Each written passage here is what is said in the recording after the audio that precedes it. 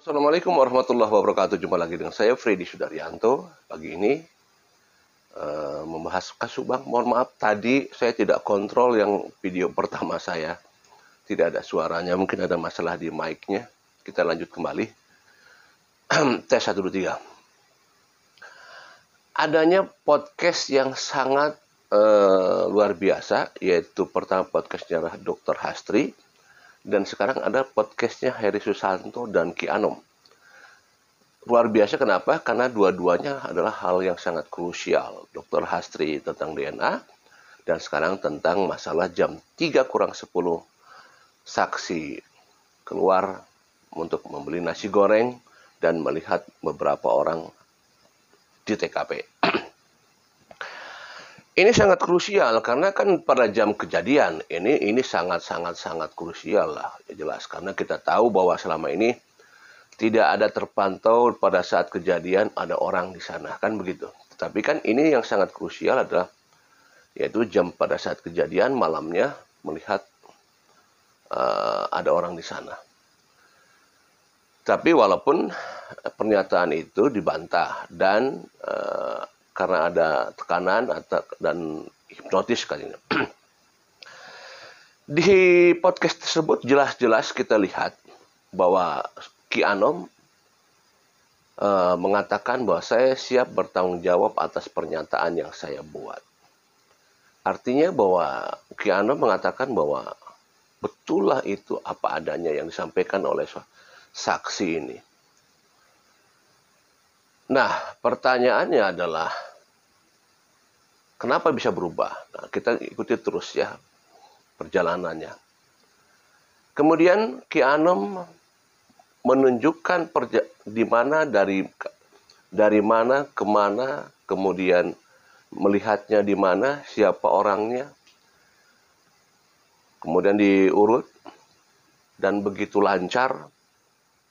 Ya, andaikan misalkan sekali lagi kalau itu berbohong, mungkin tidak akan lancar yang disampaikan oleh menurut Ki Anom. Nanti saya akan bicara masalah logika ya. Coba kita urut kembali. Kemudian setelah itu di hari keduanya, di hari besoknya, pernyataannya sama. Artinya ada dua waktu yang berbeda, pernyataannya sama. Tapi dengan waktu yang ketiganya jadi berubah. Setelah diambil alih oleh pihak berwajib dan dari Polres Subang keluar bahwa berubah. Apa yang menyebabkan saksi ini berubah? Ada info katanya dihipnotis, ada info katanya ada tekanan, malah ada katanya ya seperti tekanan dan sebagainya. Tapi tadi kita lihat dengar penjelasan di podcastnya Heri Susanto itu, Ki Anom menjelaskan tidak ada tekanan karena katanya santai-santai aja sambil ngerokok, sambil ngopi. Malah Danu sendiri katanya minta pengen ikut bareng katanya gitu ya. Ya, kita tahu lah saksi yang dimaksud adalah namanya Danu ya. Kita tahu jadi. Nah, sekarang begini. Kemudian itu bisa berubah. Ya. Satu, apakah benar memang apa yang disampaikan ada tekanan dan hipnotis? Sedangkan tadi Ki Anom di podcast itu menyatakan dengan tegas kepada Heri Susanto bahwa tidak ada hipnotis. Walaupun di sana kita lihat ya dari percakapan itu adanya saling penekanan pengarahan dari hostnya mau mengarahkan ke arah hipnotis, tapi menyatakan dibantah oleh Ki Anom bahwa itu tidak ada hipnotis di sana atau sugesti gitu ya. Nah, kita kembali lagi sekarang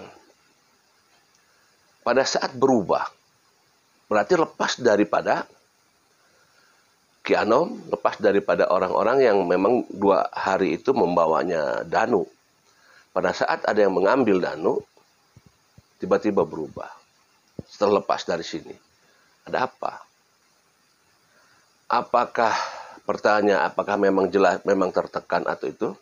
Tapi kita terbantahkan oleh pernyataan Ki Anam bahwa tidak ada penekanan. Kedua, apakah ada orang yang memberikan saran atau informasi di sana? Ya, kita tidak tahu. Semuanya bisa saja ada kemungkinan. Ya, semuanya ada saja bisa kemungkinan. Kalau misalkan kita berandai-andai, apakah ada yang memberikan informasi di sana? Lantas siapa yang memberikan informasi? Ada siapa di sana?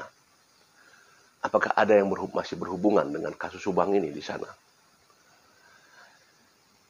Jelas-jelas kalau kita lihat, Danu pada saat itu belum ada pendampingan hukum. Ya, belum ada pendampingan hukum, belum ada tes lawfirm.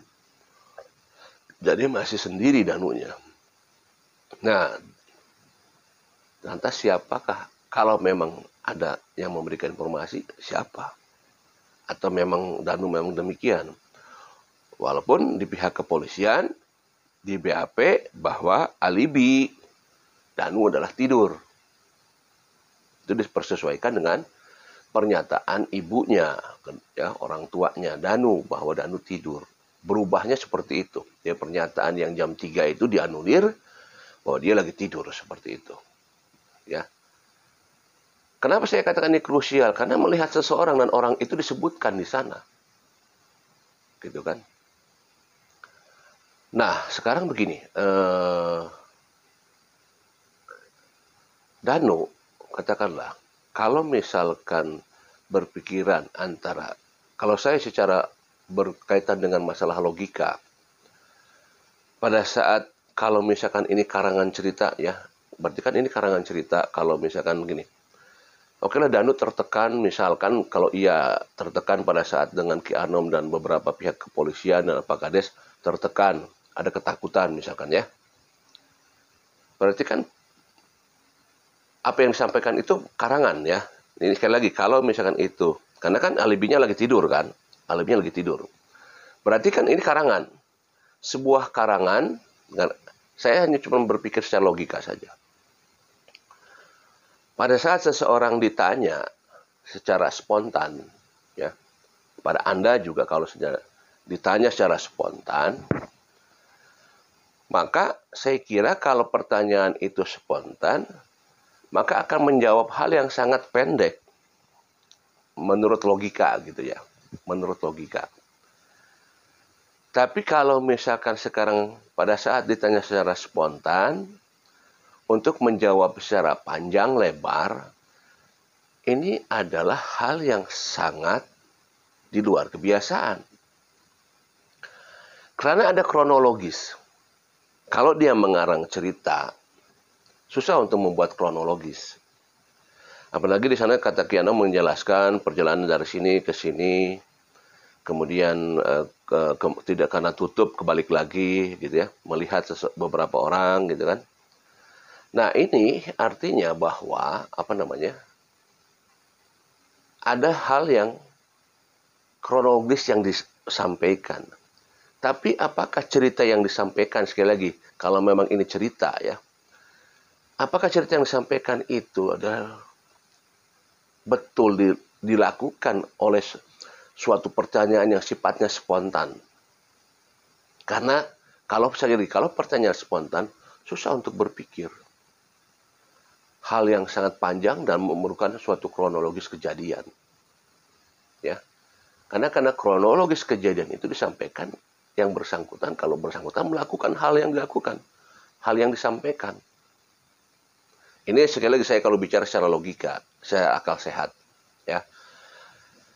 Karena kalau misalkan spontanitas, kalau ada pertanyaan yang sifatnya spontanitas, maka jawabannya akan pendek. Kamu kemana? Ke sana. Kamu ke sini? Ke sana. Ini warnanya apa? Merah. Ini warnanya apa? Hitam. Ada berapa? 2. Ada berapa? 3. Kalau yang sifatnya pendek, pertanyaan sifatnya pendek, maka akan menjawab yang pendek kalau secara spontan. Tapi kalau itu ada suatu kronologis kejadian atau kronologis peristiwa, maka Inilah yang menjadi janggal sebenarnya. Nah, untuk itu saya hanya berpikiran ini secara logika aja gitu. Secara logika bahwa ada hal yang memang kenapa? Karena saya penekanan ini adalah hal yang sangat krusial. Karena di jam kejadian ada di luar yang ternyata disanggah bahwa sedang tidur sesuai alibi.